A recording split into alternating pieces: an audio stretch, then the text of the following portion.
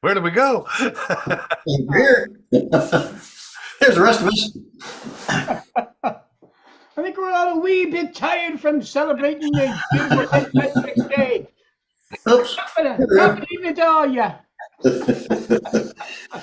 Hey, happy St. Patrick's Day. Good evening, everybody. Happy St. Patrick's Day, and welcome back to our Sunday night offering of Astronomy Outreach, the Sunday night astronomy show. Yay! Hey, bye. Bye. Bye. Bye. From Newfoundland now. Bye. Bye now. Bye. Hi, bye.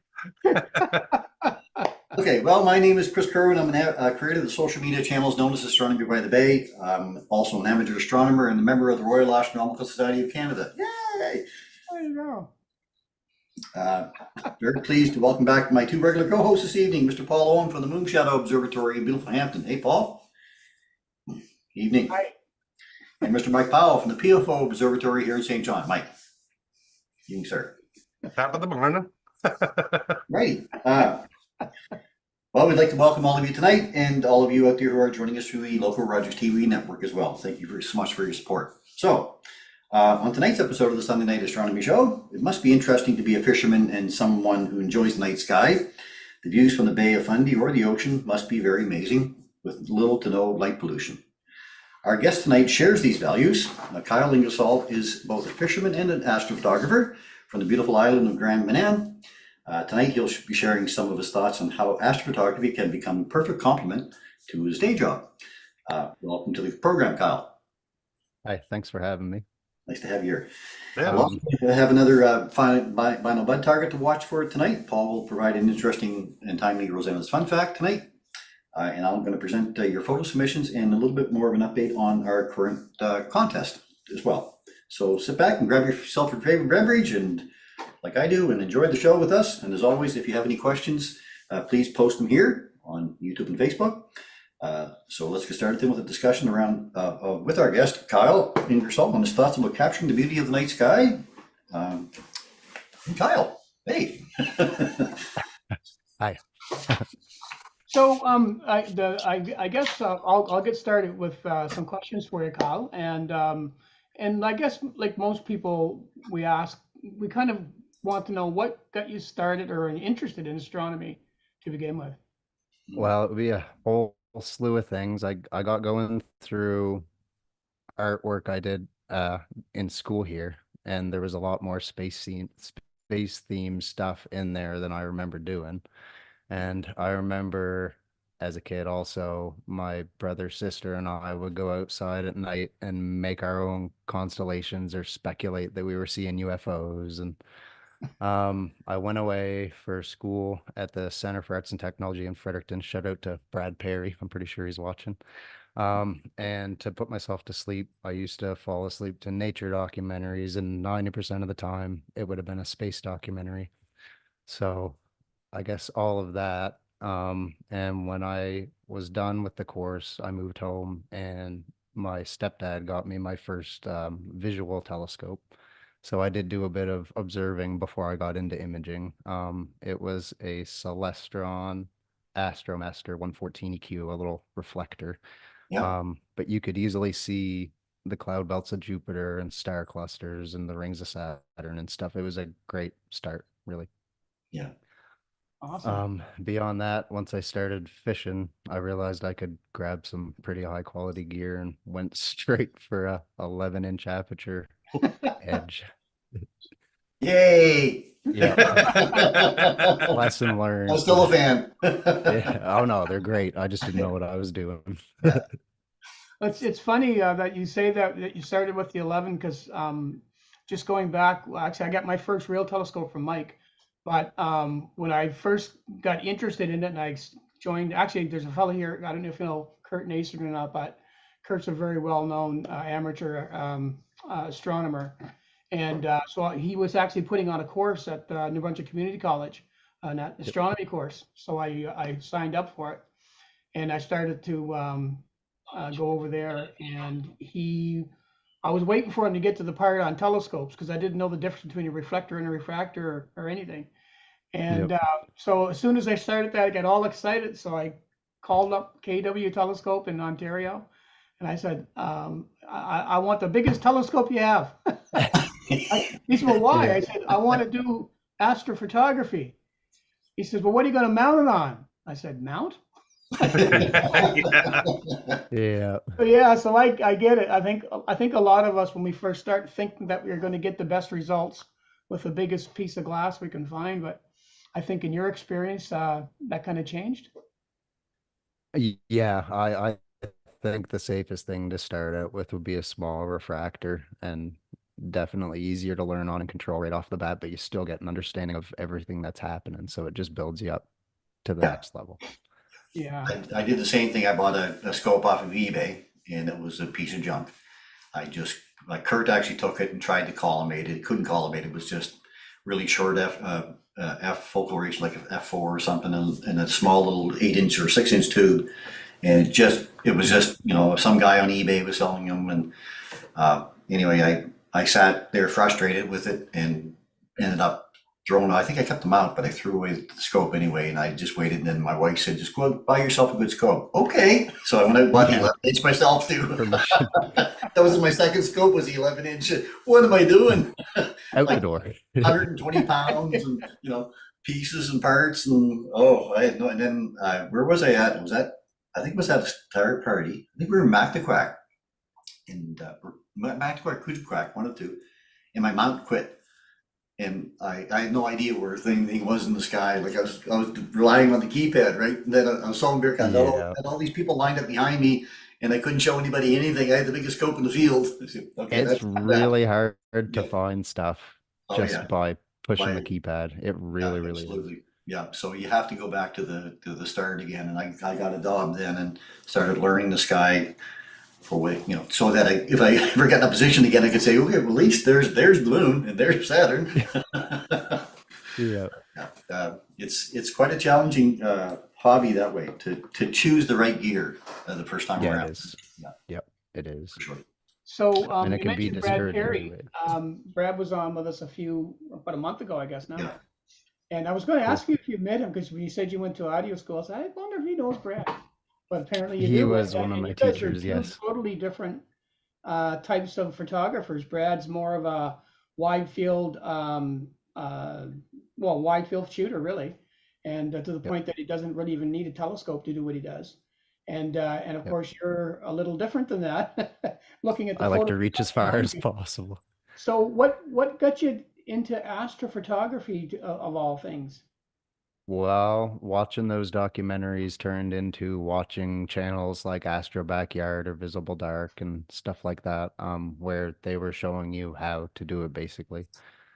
And yeah, that's it. Yeah. Those Yeah. guys got me into it basically. Dylan See O'Donnell. that first another- photograph in your hook too, right? Yeah, well, yeah, for sure. It's just really pretty stuff. Oh yeah. Yeah, I was going to say some of us I hung on to my very first Andromeda because I use it as here's where I started kind of a thing, and it's just a great blob. That's all it is. Yeah, well, I've use set that up a as, similar thing. Yeah, it's neat to say, well, here's what I did, 13 years ago, and here's what I do now. All right. You know what the worst part for Yeah. mine is? They both look the same for me. Yeah. And I Well, I don't did take 13 years deep ago. dives, yeah. So Kyle, you must have been out in the water at night sometimes, I'm sure. Oh yeah. Yeah. The boats kind of throw out their own light pollution, but once in a while, if you go to the back and there's no lights in your face, then it's Yeah. quite a sight. Yep. Quite a sight, yeah. Or it would be, yes.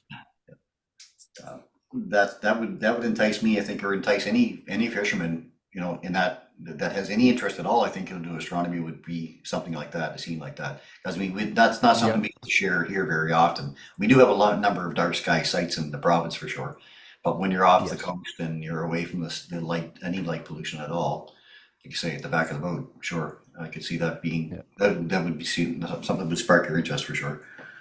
I was going to ask you, Kyle, too.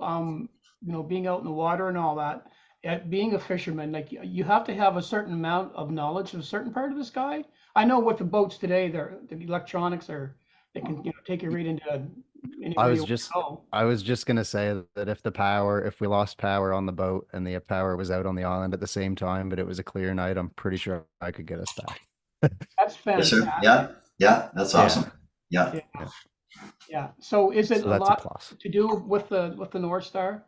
Kind of knowing where that is Yep, first? that would be the first. That'd be the first place I looked, or for one of the planets, because they always ride a little bit to the south. yeah, They follow the ecliptic there, so yes. Wow. it that would be first the North Star, then the planets, and then I can figure out. Well, you just know from the North Star anyway, but Yeah. Is that something that's a prerequisite as a fisherman to know stars? not to be a deckhand, but I'm not sure about a captain potentially. Yeah. I suppose too, if there's any moon up at all, it's gonna be enough light when there's no light pollution around you to give you a fair bit of sight anyway.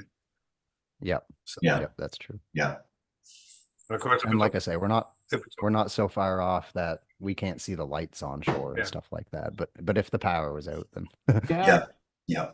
Amazing. So you got some photos to share with us, I hear. yeah, I can do that. Awesome. I did my best to have them in a certain order. Desktop one, I assume. We'll talk a little bit about your equipment and stuff too as we get going. Sure. I've just got to give it permission. Oh, yeah, you get permission? Yes. Should have. No, I've Yeah. got to Oh, give my okay. computer permission Okay. to do it.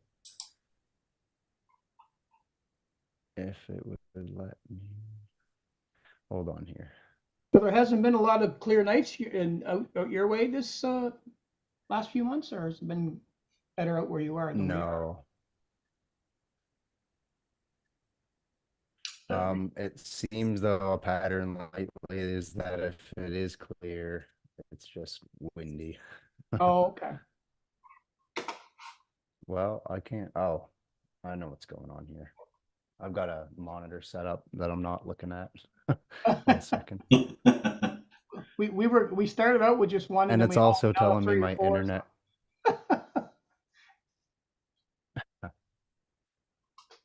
And it's also telling me my internet service is bad. Oh, Zoom. You're not jumpy or anything, so oh yeah, no, it's good. Yeah, no, it's good. It's nice and No, solid good. here.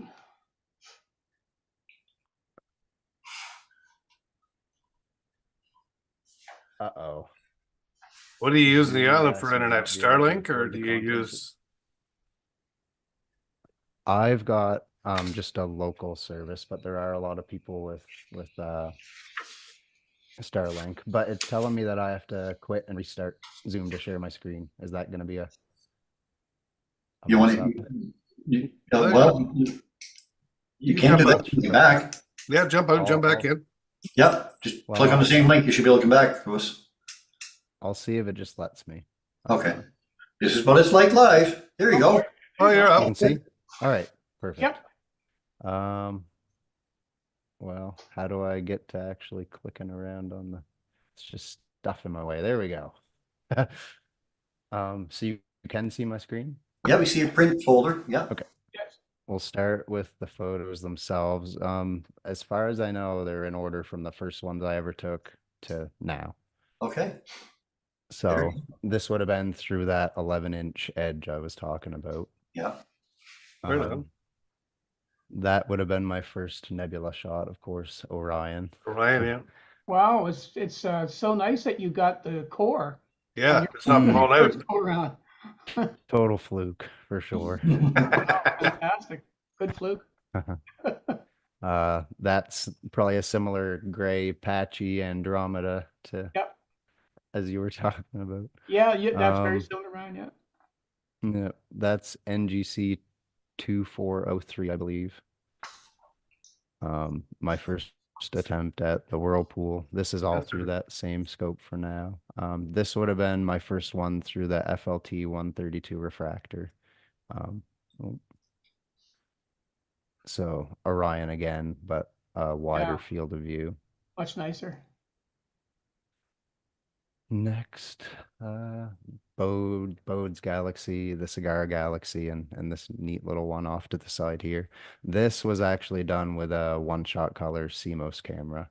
Yeah. I remember shooting this one. It was clear for 4 nights in a row, but I had to fish the 3 days in the middle, and I put myself through it, but I wouldn't ever do it again.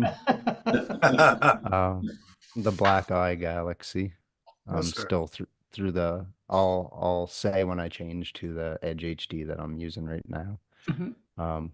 Pinwheel M106. This one I want to redo this with a better, well, more knowledge, I guess, because there's a little jet. There's jets Yeah, of I think hydrogen hydrogen shooting out of the melting. core of this one. Yep. And I just know how to handle the data better now. Another attempt at M51. At this point, I would have been using the monochrome camera. Yeah, I was gonna say, because Um, your difference between the first 51 and this one is yep, quite day and night. yep. You mentioned the Leo triplet earlier, and I guess there's the answer. There's two of them. Yeah, but they're nice though. Wow, Hmm.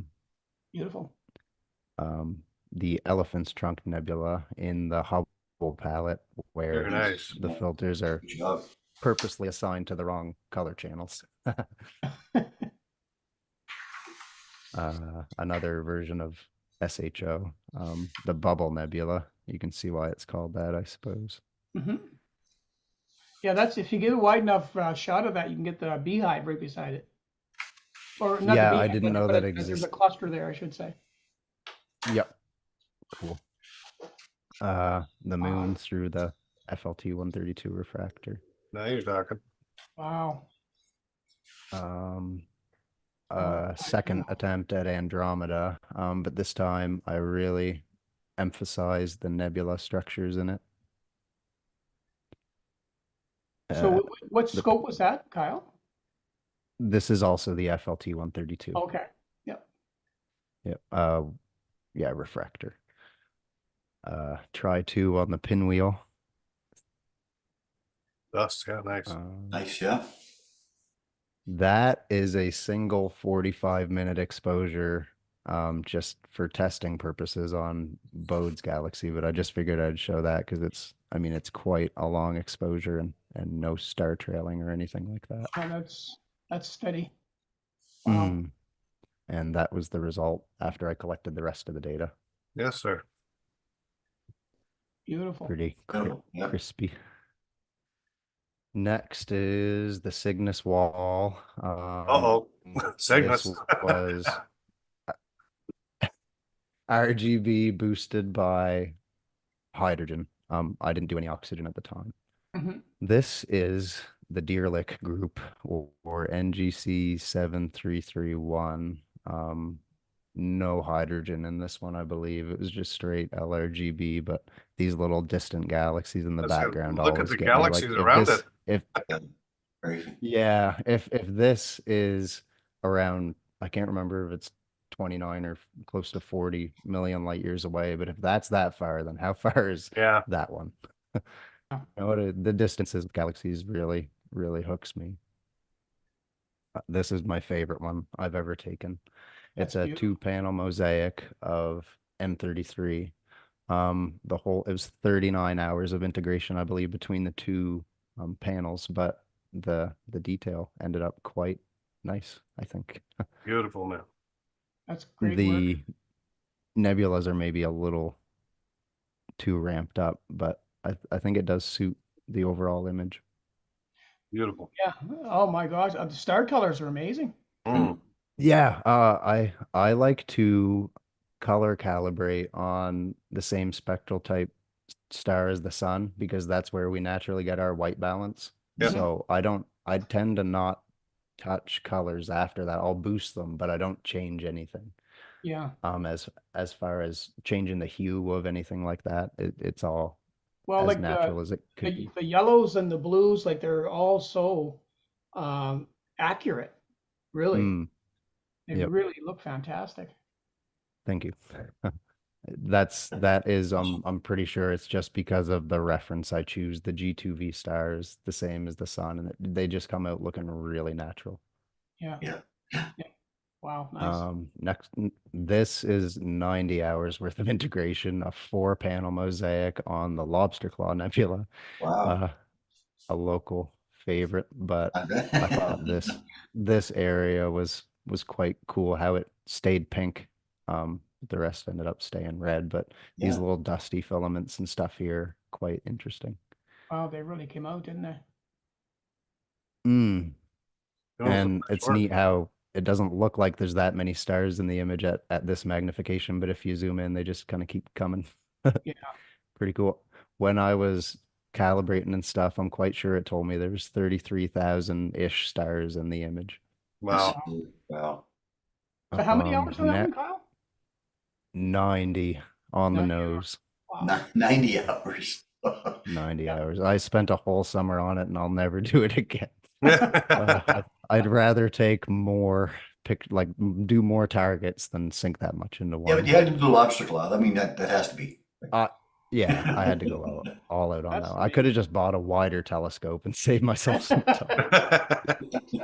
time. This is data that I actually took back in 2020, but reprocessed it recently, just with everything I've learned, and I think it turned out Oh, wow. quite good as well.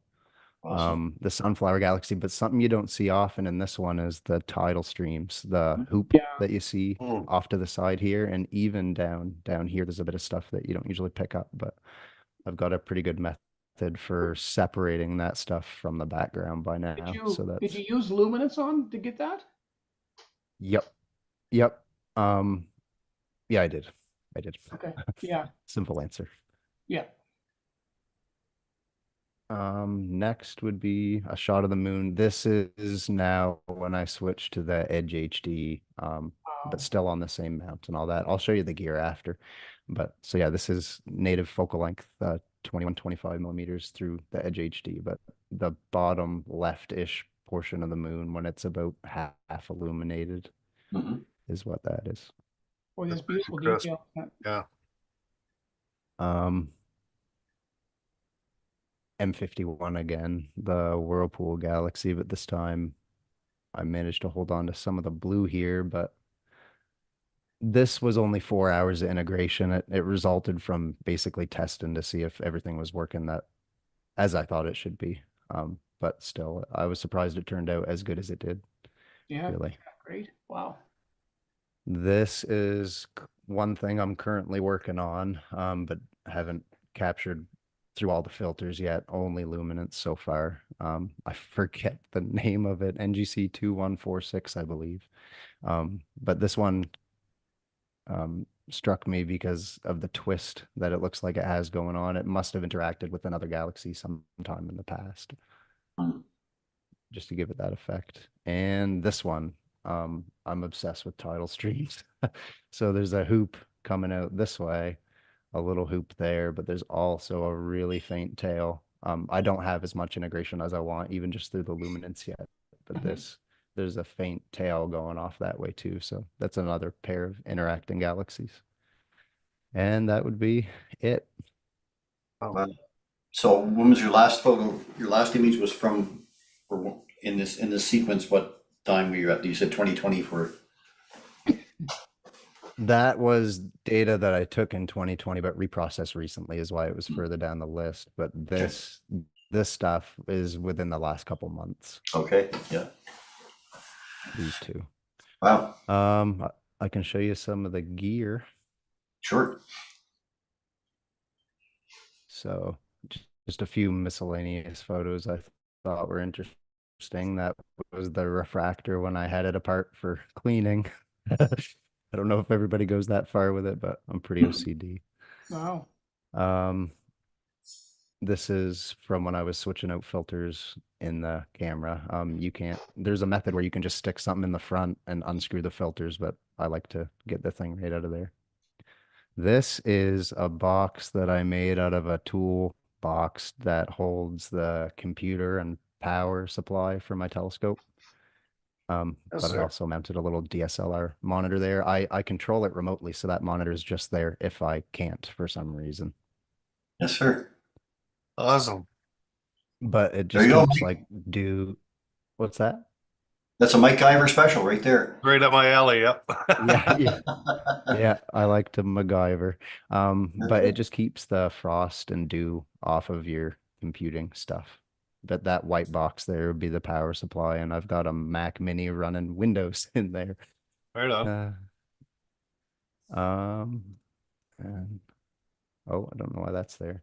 This is when I first got the Edge HD, I realized that the fans spinning were making my stars into ovals. It was shaking the telescope, those little fans there. Yes, sir. So I had to swap them out, and that's what these images are from. Okay. That was scary, horrifying. So that is the refractor, the FLT 132, that most of those images came out of.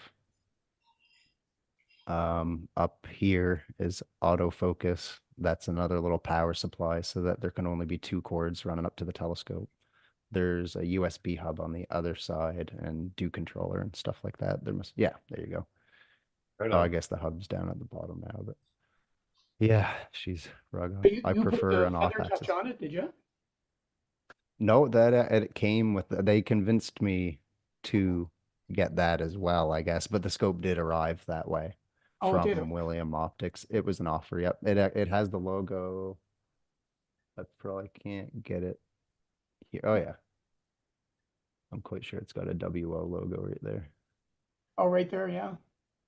Yep. So that it did come that way, yes. Shot from the back. Little house at nighttime.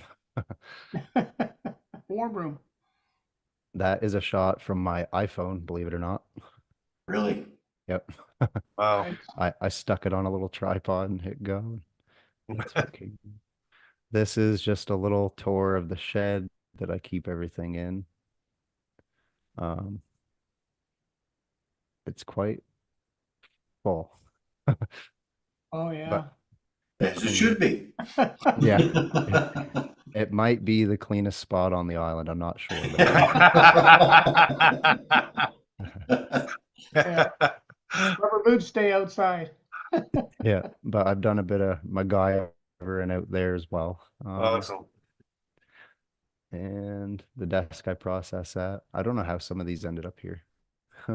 Saturn from one night. I never ended up with a final result because they were all just too blurry, but that's just a little picture of an attempt I did at Saturn. The Edge HD, both telescopes I have just sit on the same mount, so I can't use both at once, but for I their know. purposes at different times. Just another, you got the shed over here, the little box, and the Edge again, and Frosty Edge. Oh, yes. Been there, done that. I used to get freaked out taking it out there, but if it's meant to be, then it's meant to be. Their That design. was yeah, oh yeah, there you are. That was the first like little it was the first way I ever had that telescope set up with the one-shot color camera, and this was the guiding system I was using at the time, and it just looks completely overloaded and ridiculous, but yeah, that's where oh, and that was my 11-inch that I started with. Do you Yes, still sir. have that, or did you trade that in? I sold it to one of my best friends. Oh, okay. I did. Yeah, So mounting yeah, that up in the that's EQ is quite a job. Putting that up on that wedge by itself. yeah. Right? Oh yeah, Yeah. it is. With a Yep. lift. By yourself. Yep. Yeah. Yep. Especially getting the reaching underneath to do the screws up from the bottom Yeah. without being able to see it. Yeah, it was quite Yeah. something. Yeah. And beyond that, I've been working on a website where I plan to sell some merch and some prints. Awesome. And it's just the direction I'm going with it. But I also want it to be a little source of information. Like if somebody goes to the site not knowing anything, they can walk away feeling like they learned something too. Right. So that is the more important part, I suppose. Yeah. So your site's is going to be information based? Yeah, yeah. I could give you a little preview if you wanted. Yeah. Sure. Yeah. Yes, please.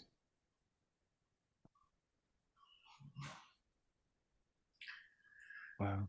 Mark Gonna let me Ficken here from the Bronte Astronomer says, wait until you start going after the integrated flux nebula. He said, I was gobsmacked. So keep that one on your list, I guess. The IFN. I've got a little bit of IFN in one of the pictures. Oh, do you? Yeah, Okay. you had some earlier. Yeah. There was IFN in my Bode's Galaxy picture. It would be this one. This Yep. stuff. Okay. Up there, right? All I'm that stuff quite that's sure is around it. Yeah. integrated flux. Yes, sir. Yep. which is it's faint stuff outside our galaxy, but that is illuminated by our entire galaxy. So you get like the color of, you know what I mean? It's all the stars blur into one color, and that's what reflects off that Yeah. nebula in a sense. Okay. We had another fellow on who got This a ton might of, load. I can't remember what one it was, but anyway, yeah, it's really, really cool to see. Hey, Molly. Can you guys still see that even though I full screened Yeah. it? Yeah, there's nothing on the Okay. screen yet, but There's nothing on the screen? well, Oh, there you there go. you mean. Yeah, there's your image. Okay. Can I move this?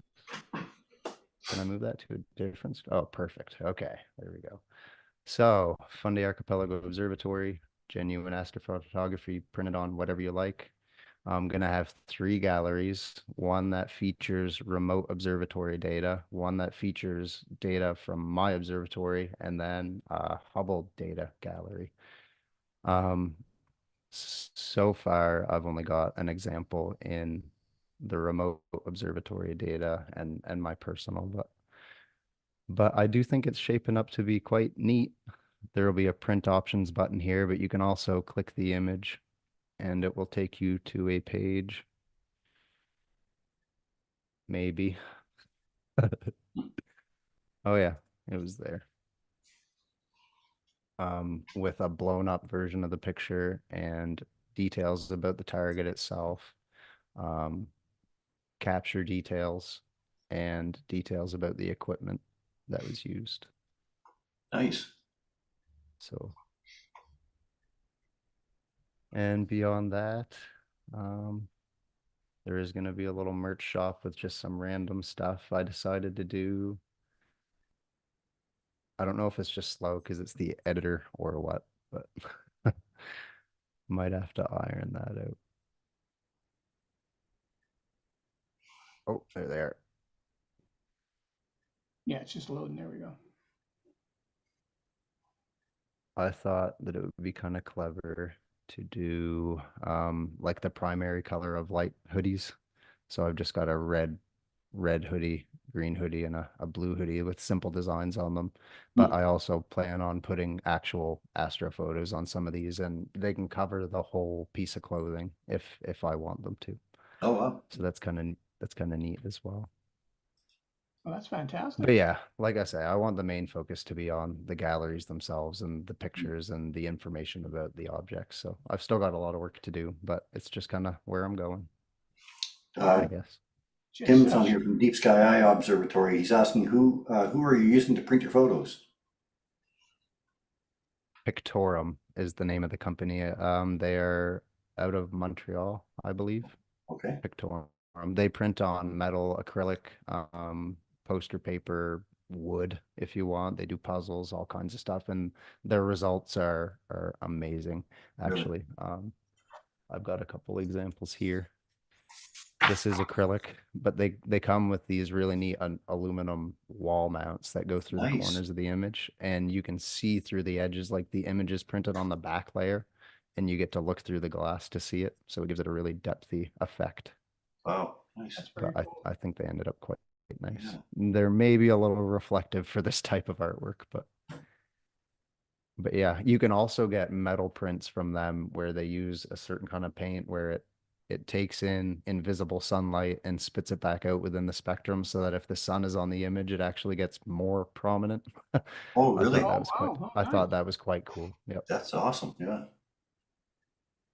But yeah, that's just Good. about. So Tim says okay, cool. That's the one I was looking at. So that's great. Good information.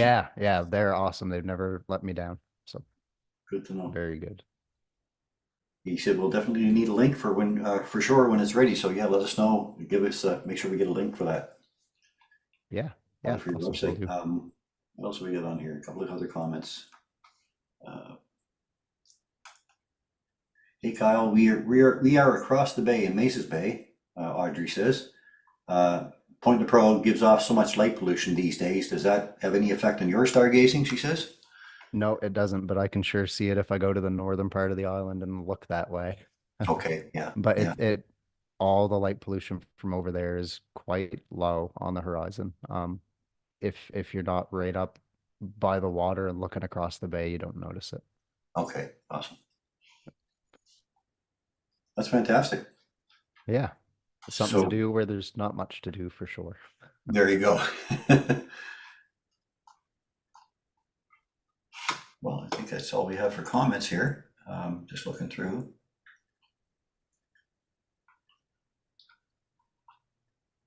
Someone mentioned should use some kind of AI programs to analyze the photos to see if you've discovered any stars. Probably is I something out doubt there. it with the amount of sky mapping done by scientific organizations and stuff. I don't know if there's much Yeah. room left for that. I think you have what you do have a chance of discovering though is supernovas and asteroids and things Yeah. of that nature. Right. Yeah. Awesome. Yeah. That's great. Thank you, Kyle, for that. Yes, thanks for having me. I hope I can come back again sometime. No, yeah, please do. Yep. No, Oh, you don't, yeah, no, you don't have to leave yet. We still have the next part of the show, so you're more than welcome to stay. Sure. Yep. Yep. Sure. Can you hit your stop share there, Kyle? Yes. Yes, of course. There you go. We're back. Yeah. So Awesome. that's Still a really, newbie. really interesting. That your website. Yeah, keep us up to date on the website because as soon as you have that information and you have it up and going, then we'll share it here for you. Absolutely. Yeah. Yeah, because I Awesome. like to see Awesome. that complete anyway because there's a few of them out there, but yours is really shaping up to be very, very well organized. So I'm doing it all myself and it's taken a lot and my girlfriend is probably mad at me, but beyond that, Welcome to astronomy. That's she knows I really love it. So Let's see, I've been at it for 22 years now. She's understood, or she hasn't, whatever. yeah. Well, it's it can be a time consuming hobby no matter which way you look at it. If you're a visual observer, if you're outreach, if you're Oh, yeah. astrophotography, it doesn't matter. But if it's your passion, it's your passion. So and you all have to have a passion in something, right? So Yes, that's right. yeah, well, where you are, it'd be really nice because once you got your rig up and running and it's capturing data, you don't have to worry about that anymore. So what a beautiful, peaceful place to be to stargaze while you're capturing data. Yep. You must do a bit of that, do you? Yeah, I'll lay on my back on the deck with a pair of binoculars and just familiarize a bit or just be astonished by even how much more you can see through a pair of binoculars in terms of the amount of stars because Yeah. they just really pull them through. what's the name of the provincial park down there? The Anchorage. Anchorage, yeah. So yeah, I've been Anchorage down. Provincial Park. I work down there occasion because I work for Bell, so I do some of the work down there on the sites, on the site, and take a lunch and take a run down to there, and then just picture what the view must be like down there for astronomers. It's gorgeous. Like you all you see is horizon, and it's all south and no lights. Like it's just amazing. Yeah. Gorgeous. You're right. There is absolutely nothing to the south. That is right too. Yep. Yeah. And if you go to the cliffs, are the same thing. Yeah, you just get crazy views of the sky anywhere. Yeah. It sounds like it'd be a great astrophoto resort, just simply because you got the south view, which is where everybody wants to be typically anyway, because that's where all the goodies are, in the summertime. And if you've got right down to the sea horizon, oh my gosh, the stuff you could get. Oh yeah, it's incredible from that park. Yeah, it's amazing. Yeah. You need to have a big star party down there. We need to have a star party down there. Why don't you set one Come up? visit. Yeah, come visit. We'll do it. Yeah. On that note, though, I tend to limit myself to shoot between 30 degrees and 30 degrees because the stuff underneath it just tends to be fuzzy. Yeah. There's a lot of horizon Tends to you're be still fuzzy. shooting through. Yeah. Well, with you too being right over the water, you probably get a bit more moisture there, do you? Like on a consistent basis. I do notice that. Yep, there is quite a bit of moisture in the air. Yeah. Oh, that's fantastic. Yeah. Wow. Blur Exterminator helps all these things. What do they say? There's a button for everything. Yeah. There's a button for Even Pix and everything. Sites got their new buttons now that work so well. There you go. So Joey Creswell's on here, says, I heard about Kyle from a friend and owner of the independent grocer in Grand Manan. He said, telling me I had to look him up. and showed me his picture of the lobster claw. He had it on his Very phone. cool. There you go. Very cool. So Thank you're you. getting known. Yeah. Thanks, Cal. Thanks for Matt is always he's always commenting on my stuff. It's not a Yeah. surprise. Yeah. Oh, well, Very cool, though. rightfully so. You're doing Oh, yeah. some fantastic work. Yeah. Yeah. So Thank you. yeah, keep up the great work. Cool. Okay, so we're gonna go on to a vinyl bud then maybe now. We got one of them available? No. Now you get to turn into the Alrighty then. Binocular target of the week this week by Bino Bud is, knowing that you like doing binocular viewing, this is a target that you may go for. It's called Lambda Lambda, believe it or not. And it looks like that. That's why. So Lambda Lambda, there's a figure, has the shape of the Greek letter lambda. The star Lambda Orionis is part of the asterism, which explains the suitable name. How do I find it in the sky? Well, if it was clear again, and you went out at 10 o'clock, faced yourself at 225 degrees to the southwest and look up, you'll see Orion. And here's Orion's belt. When you come up here to his head, that top star right in there, that's Lambda right there. It's beautiful to view. Closer look, comes down, goes this way. So it does look like the Greek letter lambda, and that's why it was named that way. What does it look like? Well, if you were to photograph it, there's your lambda, comes down, curves this way, and a little shot that way. And that's exactly what it looks like. In 10 by 50 binoculars, it's a real easy one to spot. It's a good size. Compared to the full moon, it's got to be at least 2 full moons across. So it tells you it's a good size target. They're bright stars, easy to see. And here we go. Painful pun of the week. What what does the man on the moon get his hair cut? He clips it. Oh, Yeah. Binocular target of the week by Bun Bun. Yeah, that's a beauty. It never changes. no, very, very This is what timely. I have to put up with, Kyle. See, this is the entertainment side. There's a It's all reason they're good as called far as I painful can tell. puns. Yes. Painfully delightful. Is that the leprechaun say? Yeah. There. Somebody was suggesting that you make Christmas cards, Kyle. So There you go. Make Christmas cards. Okay, Yeah. I'm gonna write it Yeah. down right. I uh, could do the Christmas tree cluster. there's so somebody asked about your Facebook page. It's called Fundy Archipelago Observatory. Archipelago. Yes. Archipelago. Okay, I'll say that. Fundy Archipelago Observer. I probably should have made it less of a mouthful. I think if you just want to type in FA Observatory, it will also come up. Okay. Yeah, Awesome. something else you could do too, Kyle, is because your photos are really at that stature, they make great calendars. Calendars. Oh my gosh, yeah, you wouldn't believe it. I did a bunch a few years ago, and I sold out of them. I couldn't keep them because it's just not something you see a lot of, other than the typical Hubble ones. But when they come from somebody local, and of course with your work being as good as it is, they would just be amazing. So Yeah, keep it in mind. Great suggestions. I definitely will. Thank you. So now get a Rosanna's fun fact. okay, I am ready for Rosanna's fun fact. Let me just Okay. get my screen share ready, and we'll be. Oh, hang on, I gotta do one thing before I do that. I best be bringing up the information, otherwise it'll be a fun fact with no fact. Just one sec here. Just bear with me for 1 second. There's actually 3 of them that I have to go through. You can do that, Paul. Am I doing it? You got to get rid of that mechanical keyboard. That's all I know. My hands like that. I'm a drummer, and my hands are always dancing. You can't help it. Okay, let's get all set for Rosanna. So here we go. And this is this week's. Rosanna's Fun Fact. Welcome back, Rosanna, for another absolutely fun fact again this week. And this one's going to be kind of interesting. She's always challenging me with names and things that are hard for me to pronounce. So this will be a challenge. So here we go. So Rosanna writes, "Hi, Paul. So what's the story? Is it a fish story?" Just a second. Let me just get the photos up here first because do they want to come up? I think I have to reduce this first. Sorry, guys. Just bear with me for a second. There we go. There we are.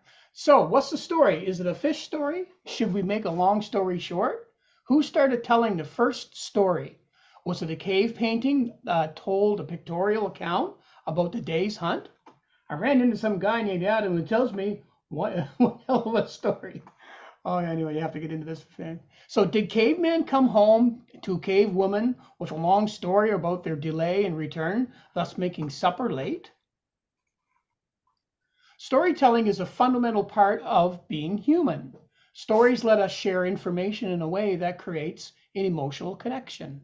Stories are also told to explain and reassure humans, often about things that seem to have no obvious explanation.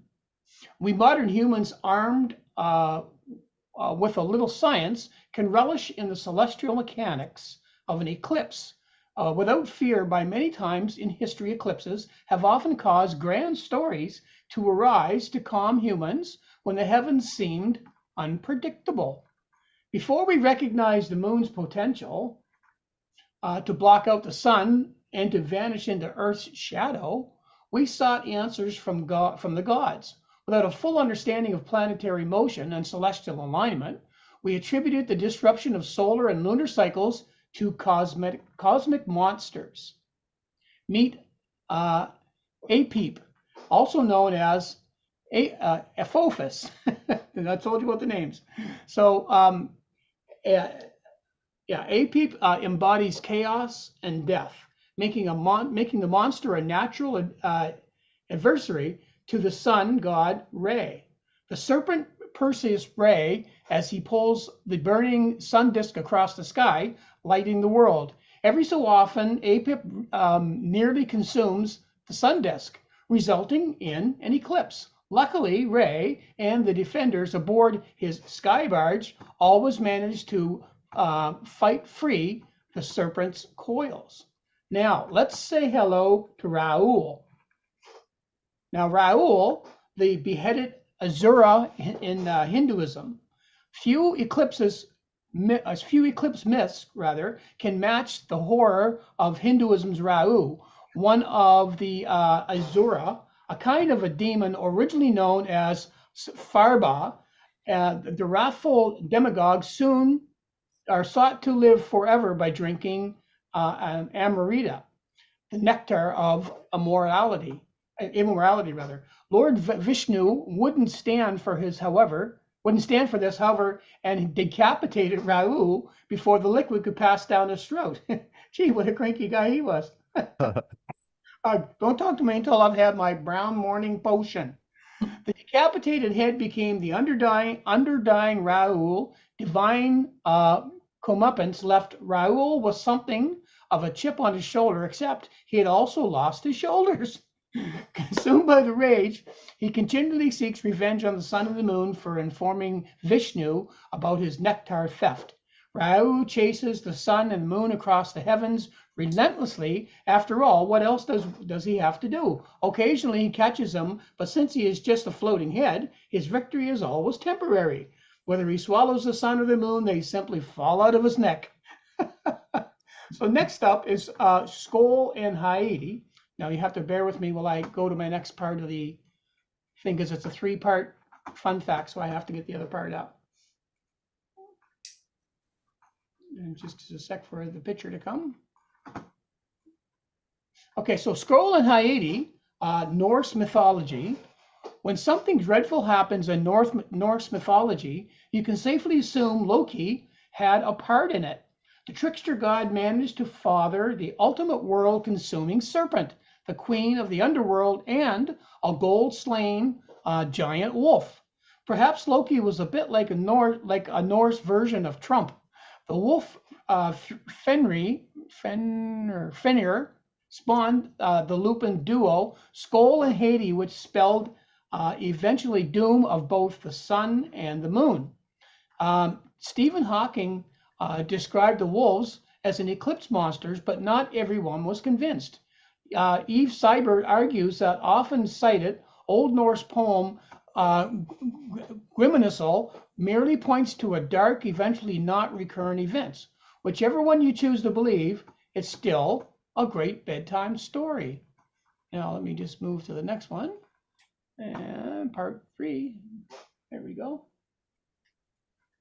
Okay, so, and now there's Peri. In ancient Persia, the Peri were fairy-like beings, small-winged humanoids that could help humans with their crops or darken the sun for an eclipse. But eventually, as recently as 2017, an eclipse inspired a fantastical story. And this story was actually this right here. So in 2017, Image Comics released a new series called Eclipse in the Near Future. A mysterious solar event has transformed the sun's light into deadly emulting rays. The world's few survivors now live in nocturnal cities, but a killer emerges who uses sunlight to burn his victims. And when he targets the daughter of a solar-powered mogul, it falls to a disillusioned solar engineer to protect her. And in 2022, a Kickstarter project by the creative team of Mike Seeley, which was the artist and the creator, Bobby Gregory, which is the writer, Rob Anderson, the letters, and Gary Scott Beatty, the colors, created a new comic book series simply entitled Eclipse. The story takes place in a world still adjusting to extraordinary humans. We journey into Eclipse's world right after a cataclysmic event on one of the main islands of Hawaii. Eclipse has been given a heroic moniker as the Hawaiian Protector.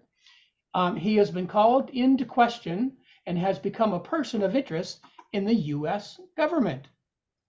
Now, I wonder if I can get a suit like this.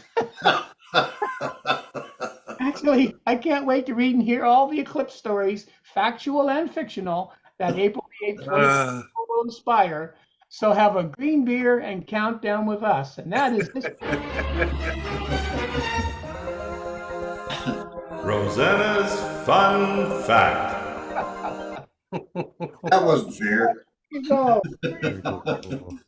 Anyways, The legends and the stories, eh? I'm telling you, but the stuff that she can come up with, it's just unbelievable. At the very end, you notice the picture like she was with us.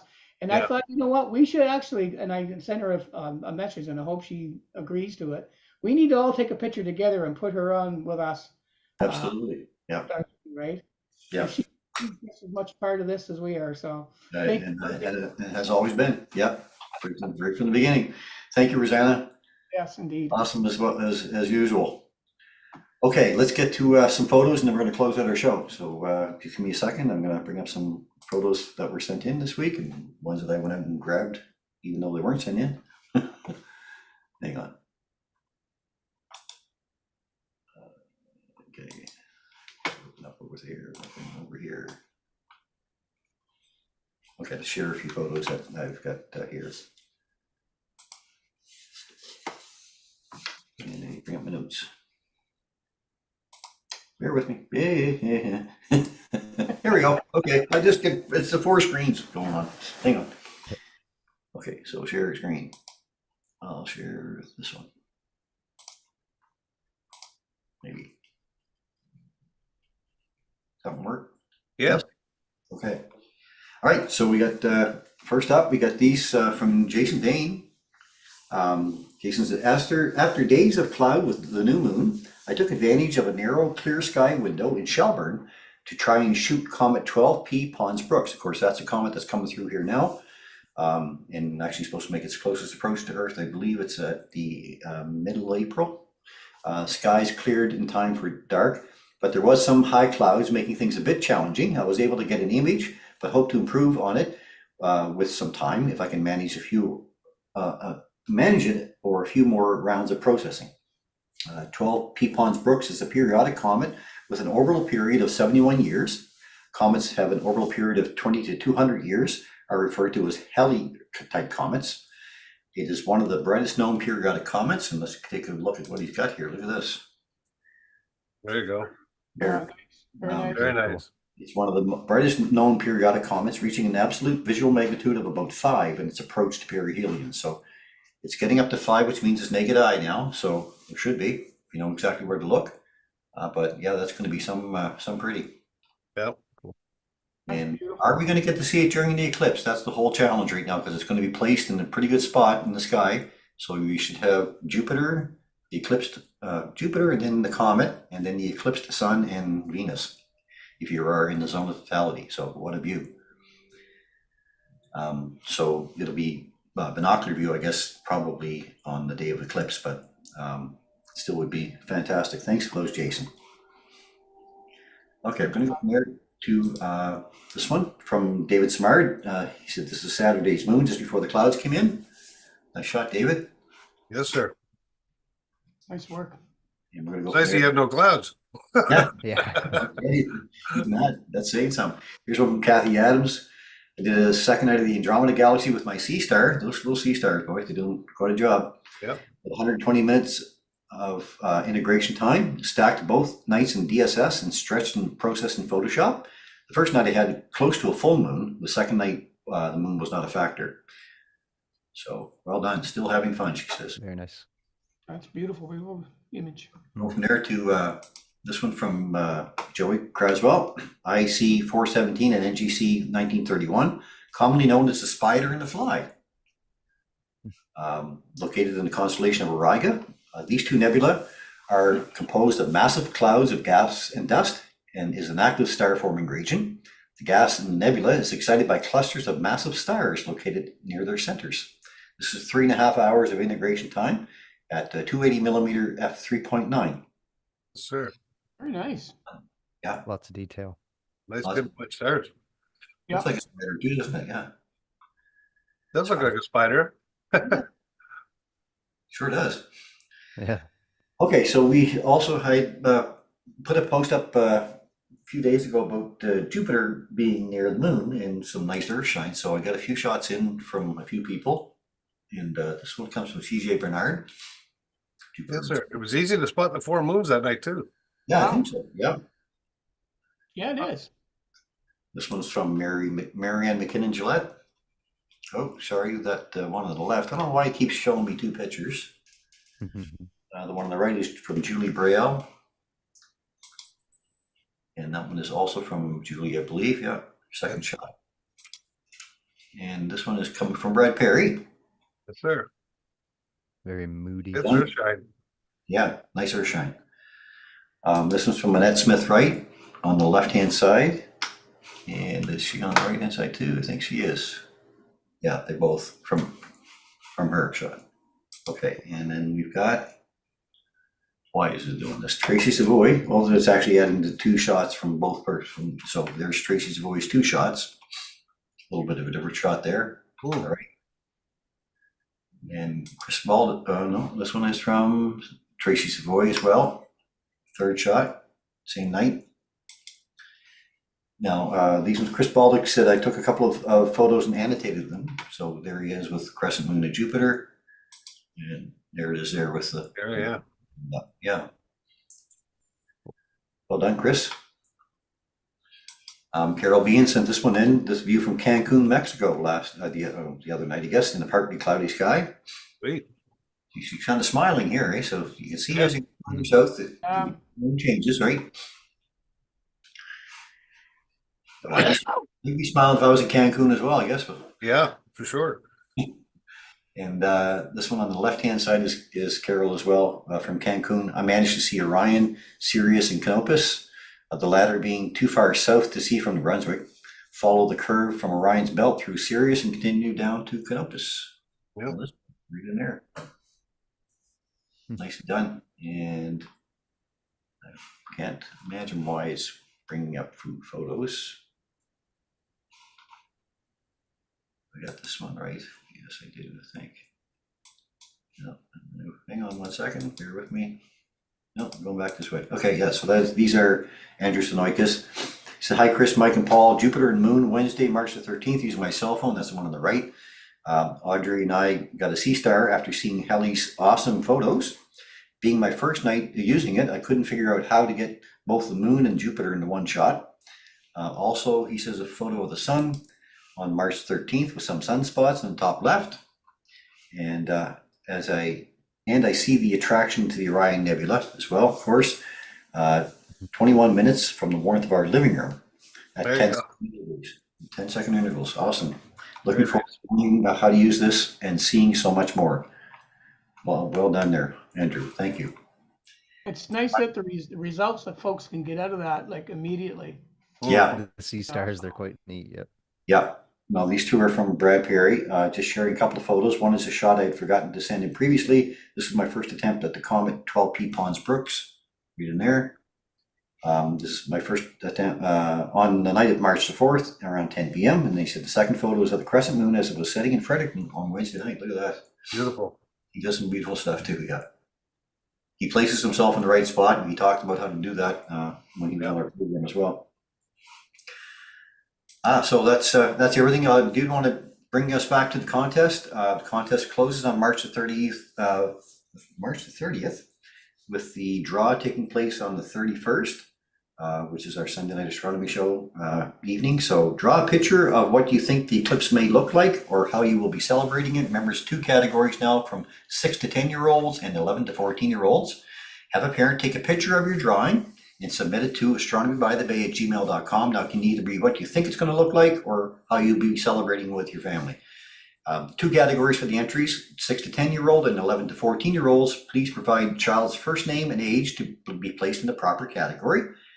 Prizes are awarded through random draws. Contest closes on March the 30th and draw takes place on March the 31st. All prizes have to be picked up locally and be claimed by April 15th, or otherwise they go into the next draw.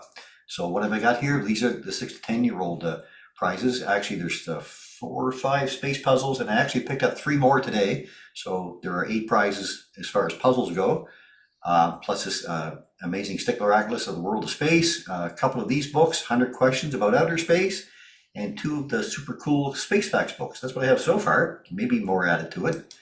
And our grand prize for our 11 to 14-year-olds is this brand new National Geographic 102 refractor telescope, which is really, I believe it's the Explorer Scientific, you might as well call it that. And they branded it with National Geographic. But this is a perfect scope for 11 to 14-year-old to get started in the hobby. Nice little refractor with slow motion controls on it. And, it comes with a couple of eyepieces and a finder, so it's got everything you want to get started in the hobby. Pretty solid mount there as well for that. And we have a couple of meteorites to give away too from Charlie Gautreau, Fireball meteorites, both lunar rocks here. Becker 006, Mike would know more about these than I do. Lunar feldspathic, Mike, Requiem? Close enough. Okay, close enough. I'm not good with big words either. Anyway, they're valued at $100 each. So one's going to go to each category. So those are some pretty nice prizes, I think, for a contest for just doing up a drawing and sending it in. And I'm trying to get the kids interested in what the eclipse will be looking like. So that's what's coming up. And if you have any photos you'd like to share with us, send them in to astronomybythebay@gmail.com. As you can see, we love sharing them here. So that's it for photos this week. Very good, everybody. Here. Sure. I think I just need to get up my closing notes, maybe. And I can find them, I think, somewhere here.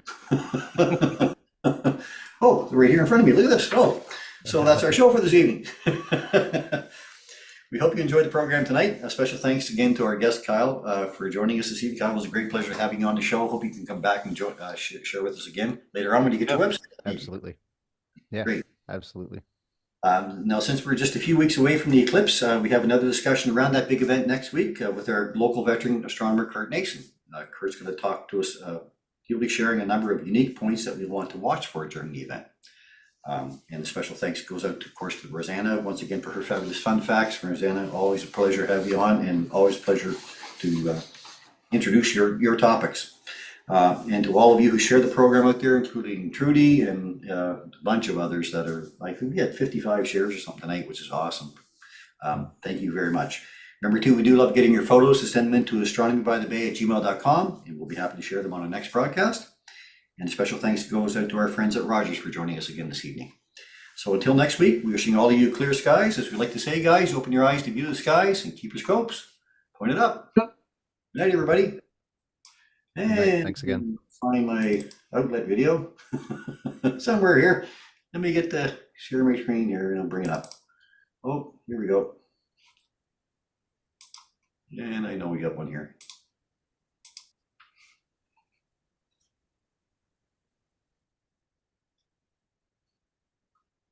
Oh, that's our close. That's not our opening video. That's not our closing video.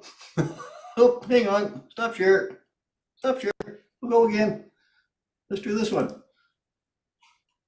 Gotta get some music.